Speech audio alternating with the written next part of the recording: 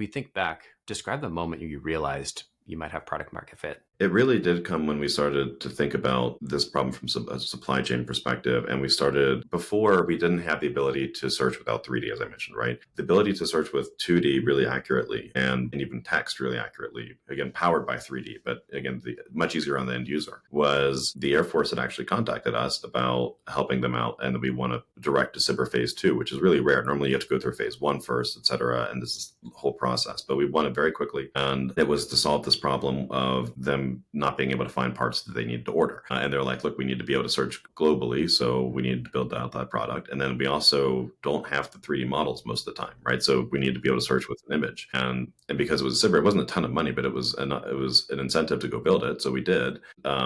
It turns out that it worked extremely well. And we're like, oh my gosh, this is something that we can market everywhere because this is a powerful, powerful, very relevant tool for everybody. And so even before tariffs, even before Doge, that really started to accelerate the growth of the business. But just because we realized, oh my God, this is such an easy thing to sell compared to like an engineering. I mean, again, when you're in there, it's easy to go to the engineering staff and be like, hey, you already have this. You should probably use this as well, right? But when you try to go into the engineering route, it's more complicated. They want you to integrate with all these different tools. They want to test it. They want to, get 100 people to give input on it, and it just takes time, right? But on the supply chain side, the way that we typically do demos now is we'll say, like, look, give us a few examples of things that you're struggling to find, or things that you don't think you have in inventory, or whatever, right? And we'll just show you the outcome, and it's so fast that we can give them real money. We can actually save them money in the demo. Be like, here, sometimes it's been massive amounts of money. Like, here, we saved $4 million today, right?